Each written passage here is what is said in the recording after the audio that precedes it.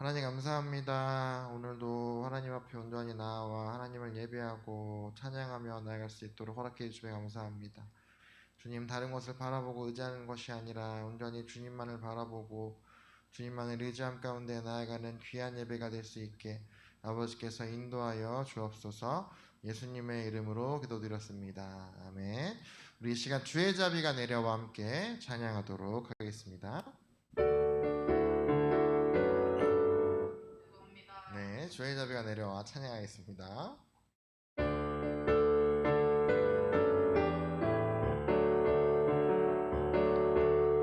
주의 자비가 내려와 내려와 주의 자비가 봄비같이 주의 자비가 내려와 나를 다시 한번 주의 자비가 내려와 내려와 주의 자비가 봄비같이 주의 자비가 내려와 나를 넘네. 해요 주의 자비하심과 해요 주의 은혜로 해요 나는 영원히 다시 한번 주의 자비가 내려와 내려와 주의 자비가 봄비같이 주의 자비가 내려와 나를 다시 한번 주의 자비가 내려와 내려와 주의 자비가 봄비같이 주의 자비가 내려와 나를 넘네요. 주의 자비하심과 해요 주의 은혜로 해요 나는 영원히 해요 주의 자비하심과 해요 주의 은혜로 해요 나는 영원히 춤추리. 시간 찬양이 언제나 넘치면 함께 찬양하도록 하겠습니다.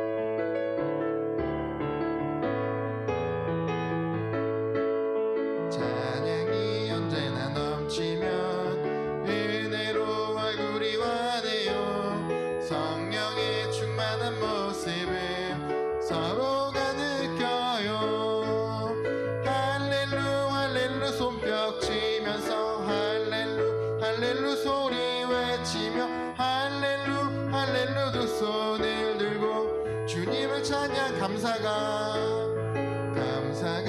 언제나 넘치면 은혜로 얼굴이 환해요. 성령의 충만한 모습을 서로가 느껴요. 할렐루 할렐루 손뼉 치면서 할렐루 할렐루 소리 외치며 할렐루 할렐루 두 손을 들고 주님을 찬양해요. 사랑이 언제나 넘치면 은혜로 얼굴이 환해요. 성령의 충만한 모습을 서로가 느껴요. 할렐루 할렐루 손뼉 치면서 할렐루 할렐루 소리 외치며 할렐루 할렐루 두 손을 들고 주님을 찬양해요. 기도가 언제나 넘치면 은혜로 얼굴이 환해요. 성령의 충만한 모습을 서로가 느껴요. 할렐루 할렐루 손뼉 치면서 할렐루 할렐루 소리 외치며 할렐루 할렐루 두 손을 들고 주님을 찬양해. 사랑이 언제나 넘치면 은혜로 얼굴이 환해요. 성령의 충만한 모습을 서로가 느껴요. 할렐루 할렐루 손뼉 치면서 할렐루 할렐루 소리 외치며 할렐루 할렐루 두 손을 들고 주님을 찬양해. 기도가 언제나 넘치면 은혜로 얼굴이 환해요.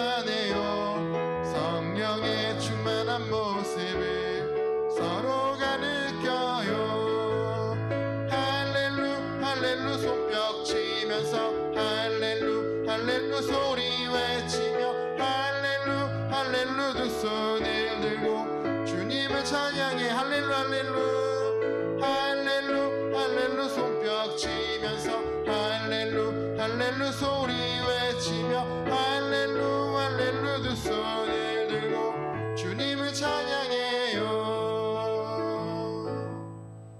네, 이 시간 제가 기도하고 말씀 함께 보도록 하겠습니다.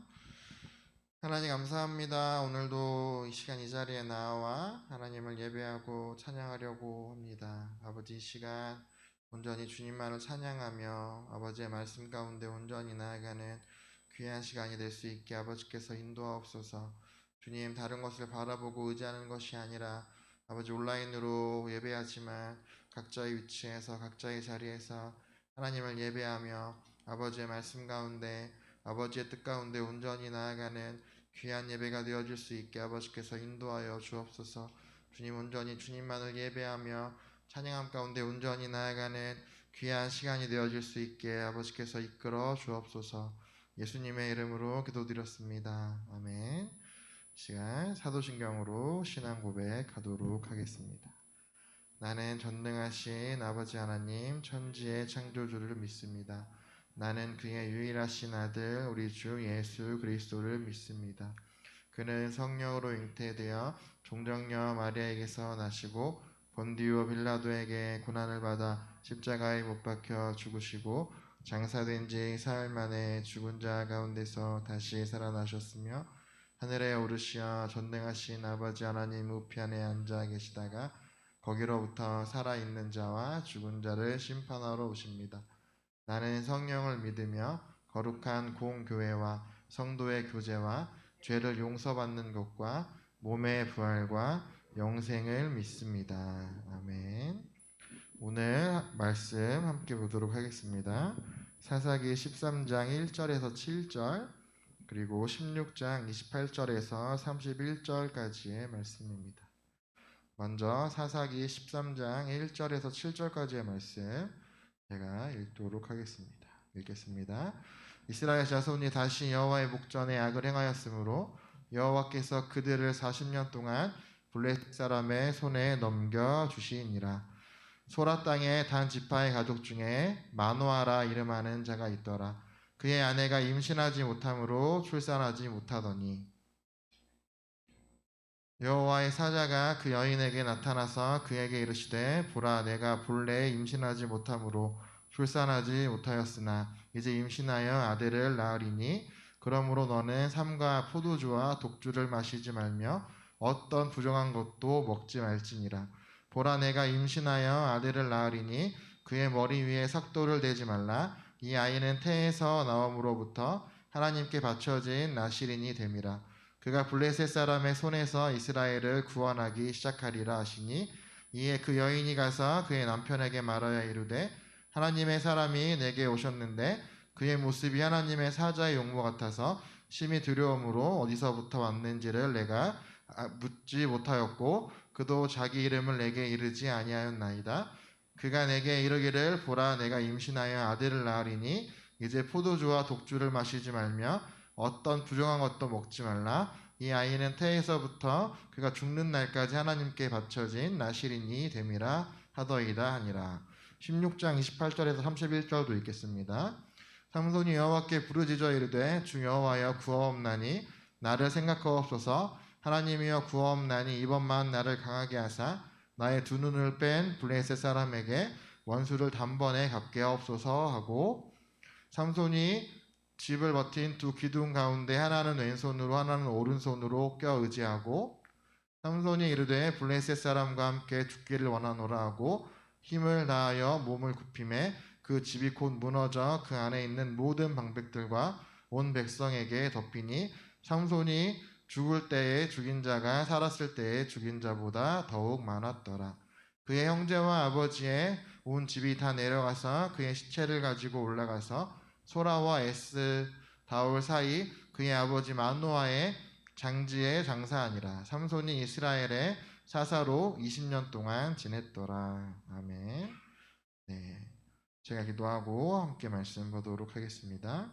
하나님 감사합니다. 우리 친구들 각자의 위치에서 각자의 자리에서 하나님을 예배하며 나아가는 귀한 예배의 시간이 될 수 있게 아버지께서 인도하옵소서.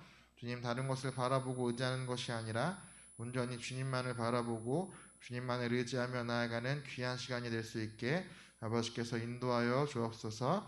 예수님의 이름으로 기도드렸습니다. 아멘. 지난주에 배웠던 사사를 한번 떠올려 봤으면 좋겠습니다. 힌트를 주자면 겁쟁이였죠. 그렇다면 지난주에 배웠던 사사의 이름은 무엇이었을까요? 네, 맞습니다. 지난주에 배웠던 사사의 이름은 기드온이었습니다. 기드온을 통하여 하나님께서 300명을 통하여 전쟁에서 승리하게 해주셨던 내용이 지난주 말씀의 내용이었습니다. 그렇다면 또 질문을 하나 더 하도록 하겠습니다. 기드온이 죽은 후 이스라엘 백성들은 하나님의 말씀을 잘 들었을까요?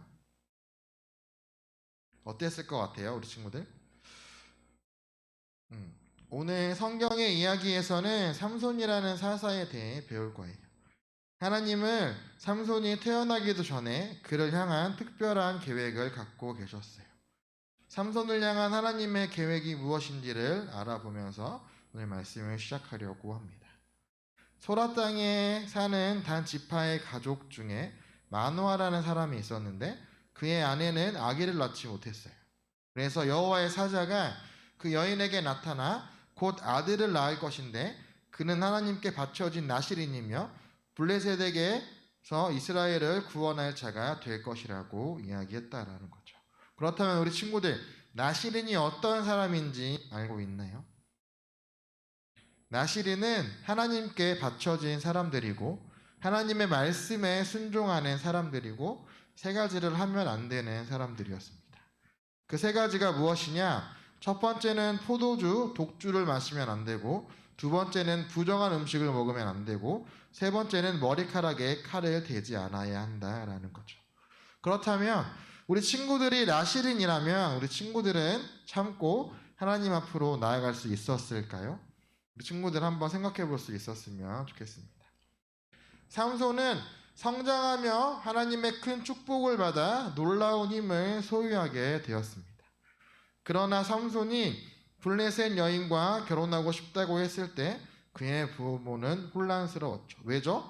나실인이라는 사람은 하나님의 말씀 가운데 순종해야 하고 하나님의 말씀을 따라야 하는 사람이기 때문이었다라는 거죠. 블레셋 여인은 하나님을 믿지 않는 자들이었기 때문에 블레셋 여인과 결혼한다고 이야기했을 때 그의 부모는 굉장히 마음이 아팠다라는 것을 이야기하고 있습니다. 그래서 분명히 그리고 하나님께서 삼손이 블레셋으로부터 이스라엘을 구원할 자가 될 것이다 라고 이야기했는데 왜 하필 블레셋 사람과 결혼하고 싶어 했던 것인지 한번 생각해 보아야 한다라는 거죠. 그러나 하나님은 이 모든 일 가운데 놀라운 계획을 가지고 계셨다라는 거죠.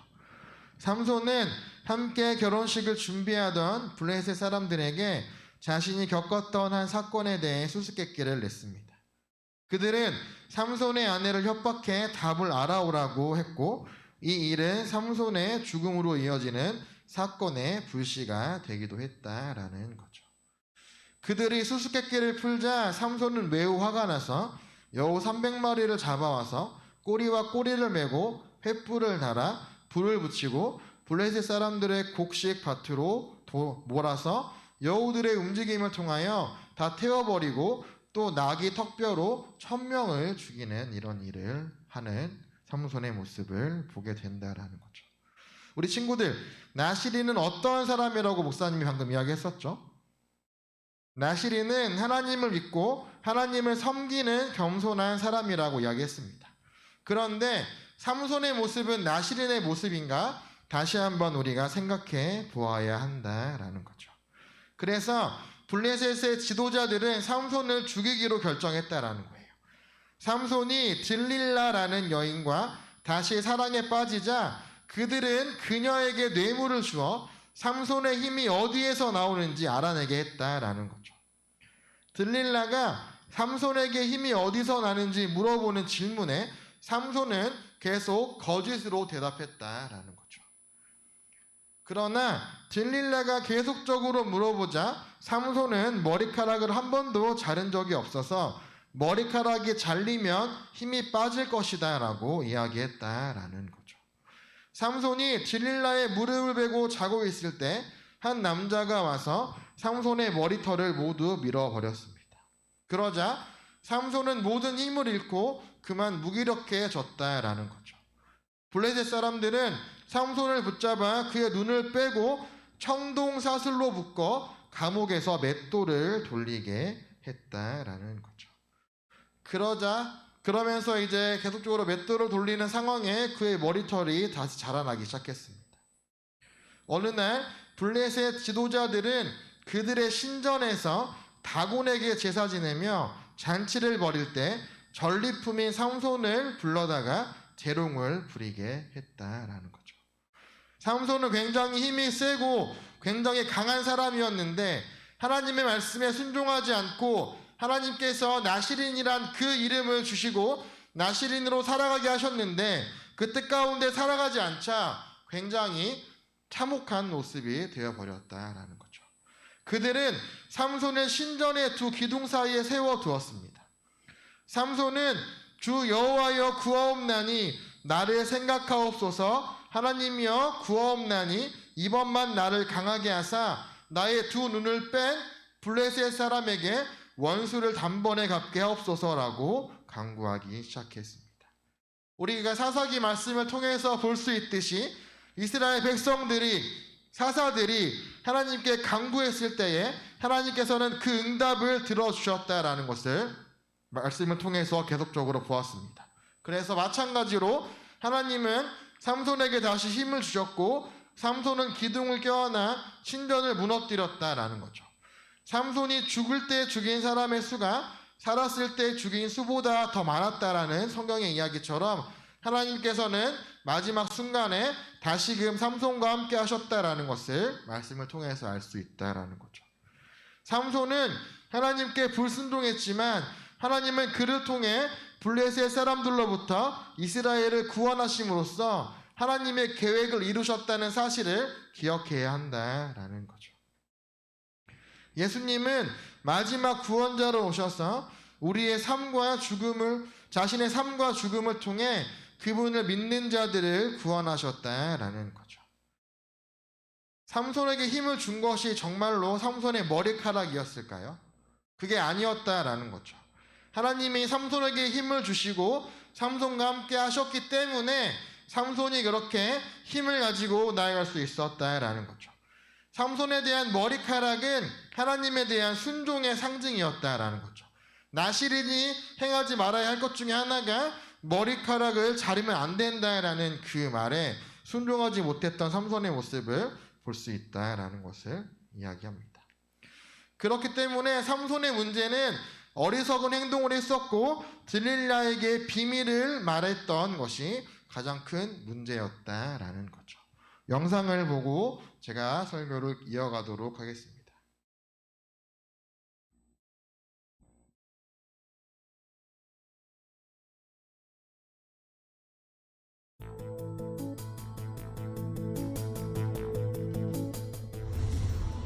이스라엘은 하나님께 순종하지 않았어요.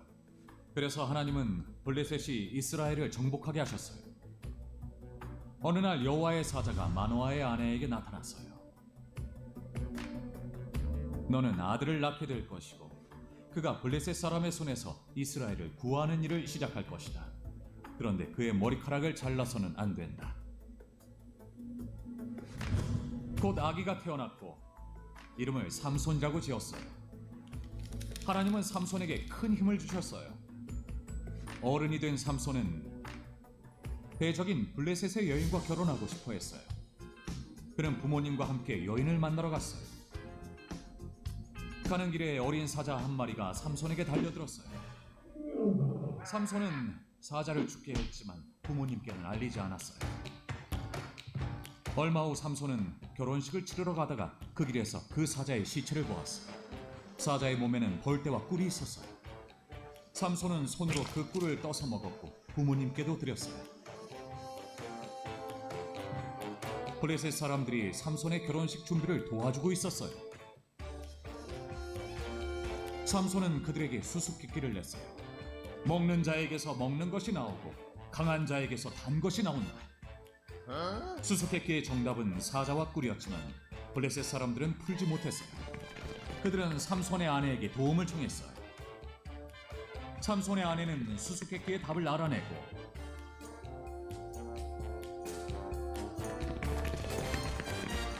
그 답을 알려줬죠. 삼손이 속았던 거예요. 삼손은 화가 나서 아내를 떠났어요. 다시 돌아왔을 때 그의 아내는 이미 떠난 후였죠. 화가 난 삼손은 블레셋 사람들의 밭을 다 태워버렸어요. 블레셋 사람들은 화가 나서 삼손을 죽이고 싶어 했죠. 삼손은 그 후에 들릴라라는 여인을 사랑하게 되었어요. 블레셋 사람들은 들릴라에게 돈을 주며 삼손의 힘의 비밀을 알아내라고 했죠. 삼손은 들릴라에게 힘의 비밀을 말하긴 했지만 사실을 알려주진 않았어요. 들릴라는 삼손이 말한 방법대로 해봤지만 그의 힘은 없어지지 않았죠. 결국 삼손은 들릴라에게 사실을 말했어요. 내 머리카락을 잘라버리면 힘이 약해진다. 삼손이 자고 있을 때 블레셋 사람들이 그의 머리카락을 잘랐어요. 들릴라는 소리쳤어요. 삼손, 블레셋 사람들이 들이닥쳤어요. 이제 삼손에게는 더 이상 힘이 없었어요. 블레셋 사람들은 삼손을 붙잡아 눈을 뽑고 감옥에 가뒀답니다. 그런데 삼손의 머리카락이 다시 자라기 시작했어요. 어느 날 블레셋 사람들은 삼손을 성전의 두 기둥 사이에 세웠어요. 삼손은 하나님께 부르짖었어요. 주 여호와여, 나를 생각하시고 나를 강하게 하여 주소서. 그러자 하나님이 삼손에게 힘을 주셨어요. 삼손이 두 기둥을 껴안고 몸을 굽히자 성전이 무너졌어요. 삼손과 그곳에 있던 모든 블레셋 사람들이 죽고 말았어요.